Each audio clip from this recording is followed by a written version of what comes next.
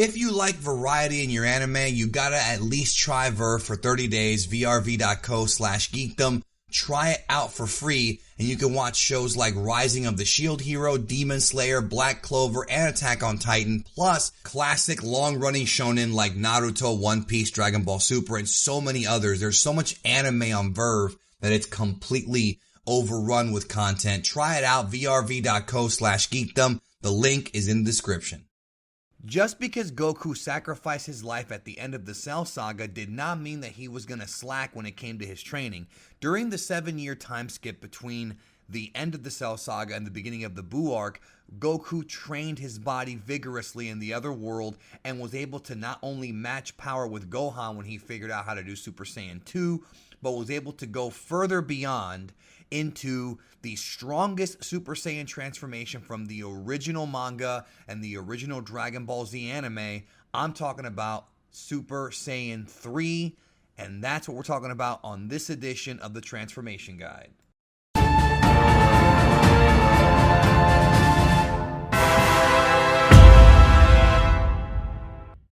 Although we're not entirely sure as to when Toriyama would come up with the idea for Super Saiyan 3, we do know that he had a couple of concept art designs prior to the finished version appearing in the manga. In fact, in one of the designs, we actually see Goku with the long hair, but also with a tail. And in the other design, it looks like Super Saiyan 2, except the hair seems to be more slicked back. Of course, the final version of the form would just be the very, very long hair, and of course the lack of eyebrows, which Toriyama kind of put in there to make the form look more menacing than the previous transformation. So the first time we actually see Super Saiyan 3 in the story in Dragon Ball is in manga chapter 474, which correlates to Dragon Ball Z episode 245, which is when Goku is facing off against Majin Buu and realizes that Super Saiyan 2 is not going to cut it against a warrior that's that powerful, and thus Goku showed that he could indeed go further beyond. And no matter what dub you're watching, this is a lot of people's favorite scene because Goku just rips it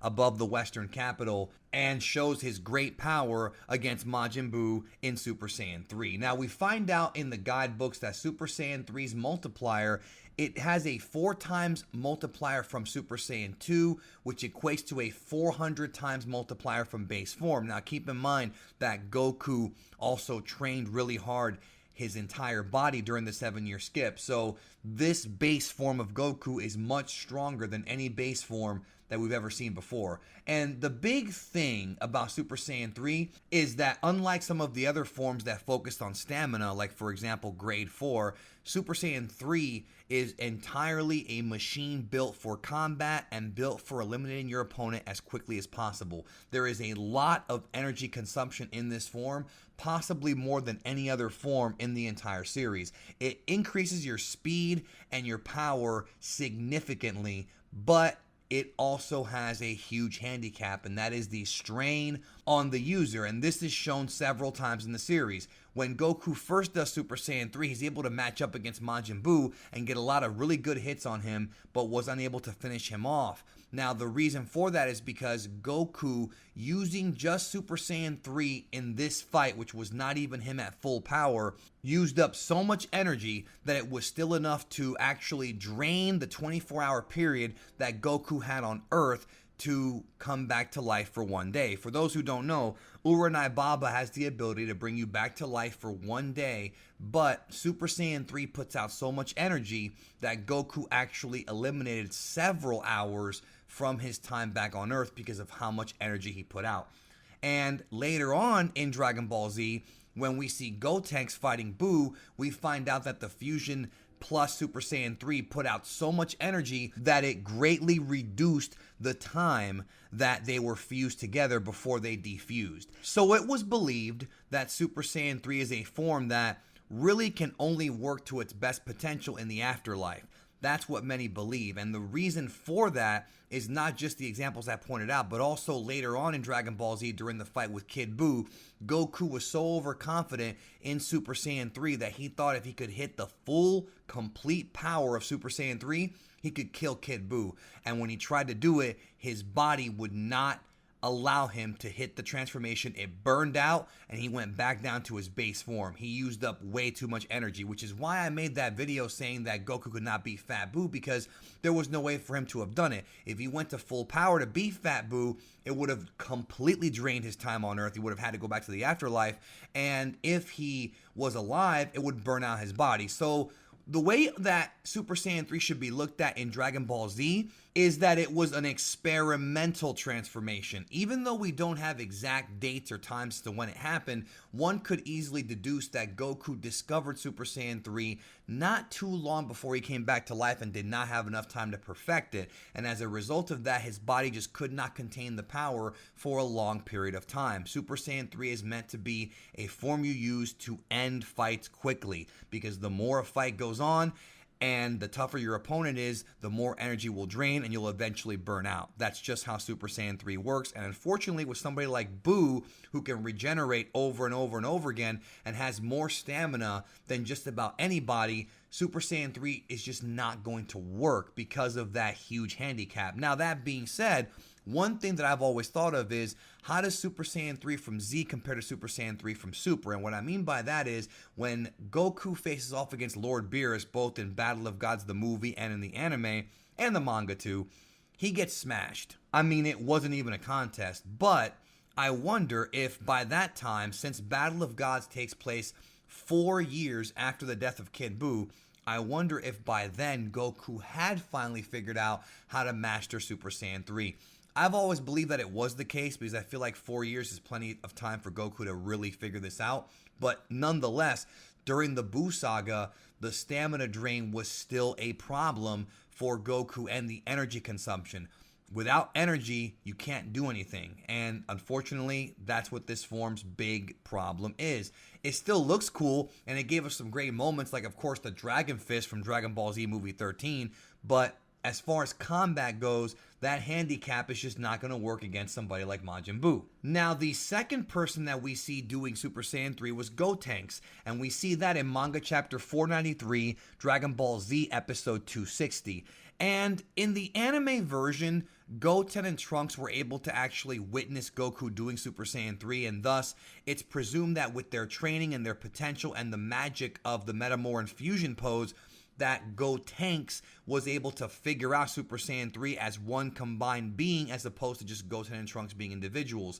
This has been a bit of a debate amongst fans for years as far as the quality of writing in this part of the series goes, because it does feel like Super Saiyan 3 for Gotenks is something Toriyama just last minute decided to throw in there without any sort of build-up, because there really is no build-up to this. But the same could be said for Super Saiyan 3 when Goku did it. In fact, there are manga chapters where Goku tells everybody that he did his best against Vegeta, Majin Vegeta, and some have taken that as Toriyama retconning it to where he was hiding Super Saiyan 3 because of the energy consumption and because he didn't want to make Vegeta feel bad or whatever the case is. But logically, it just tells me that Toriyama had not really come up with this transformation yet and wasn't really sure how he was going to come about doing it. But of course, we do have early designs of it, so it had to have been in his mind at some point. We just don't have exact details as to when that is. But nonetheless, Gotenks does show that he's very, very powerful as Super Saiyan 3 in Dragon Ball Z, but again, it killed the fusion. So even they did not know about the handicap of this form. But we are dealing with kids here, so obviously they won't know things like that Goku was able to figure out on his own, even though Goku himself was overconfident and wound up burning himself out just a little while after during the fight with Kid Buu. Now, what's interesting about the design of Super Saiyan 3, especially in the manga, is that Goku has black pupils with blue and green sort of irises, whereas Gotenks only has the regular blue and green pupils. What's interesting is that in the original manga, Super Saiyan 3 is the only transformation, not including GT and Super and all that stuff, just in the original manga, that has irises and pupils. And Toriyama tended to really make that an effective sort of way to show that this transformation was all business and that Goku was not kidding around. So that, in addition to the whole, lack of eyebrows thing, was a unique design choice by Toriyama, and I'm not sure how many fans actually picked up on that.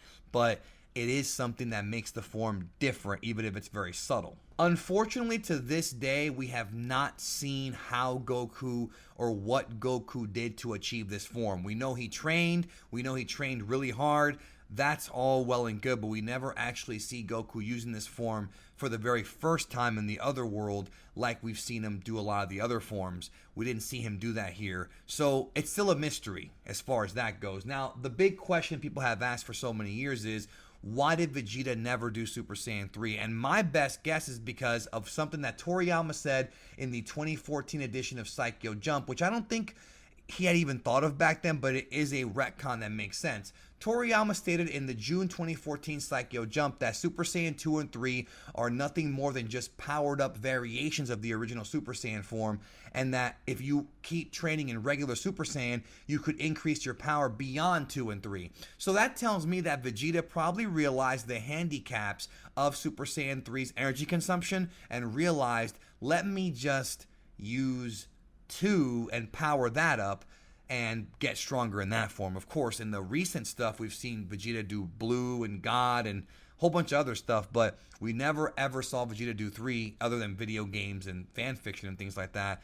But that's the best guess as to why. There's really no other reason as to why except for that. I don't think it's a power thing. I think it's more so Vegeta realizing that the form has weaknesses and thus chose not to even bother with it.